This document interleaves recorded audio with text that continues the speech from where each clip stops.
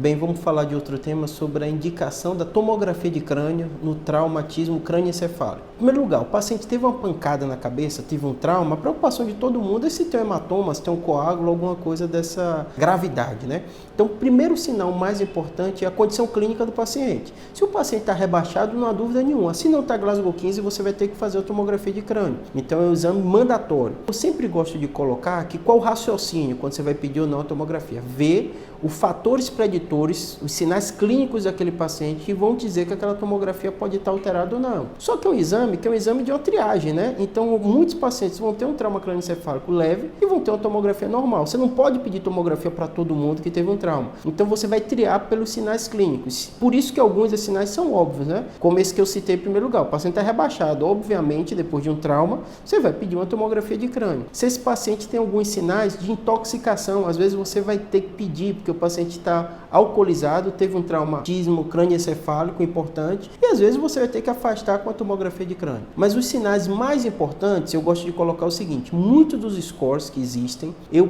particularmente dou dica a todo mundo a ter no iPhone, tem aplicativo Neuromines, Neurotux, vários aplicativos que já dão esse score. Então não fique confiando na sua memória no momento de estresse, no momento agudo, principalmente se você não é especialista e vai estar ali naquela porta de entrada para decidir isso no paciente. Eu vou citar alguns dos scores que eu mais gosto. Tem o canadense, que ele é muito bom, score que a gente chama NICE, que é muito bom também. Vão ter diversos fatores, eles se parecem os scores, tem alguns detalhes de diferença entre os outros, mas eles se parecem. Vou citar para vocês os sinais mais importantes que a gente fala. Paciente nos extremos da idade, criança menor que 2 anos, acima de 65 anos, usuário de anticoagulante, se o paciente tem algum déficit focal, então está com a fraqueza no braço, teve uma crise convulsiva também, é um sinal importante. O mecanismo do trauma, se esse paciente está vindo de um acidente, foi vítima de capotamento, tiveram um ou dois óbitos no local, obviamente você imagina como foi o mecanismo desse trauma.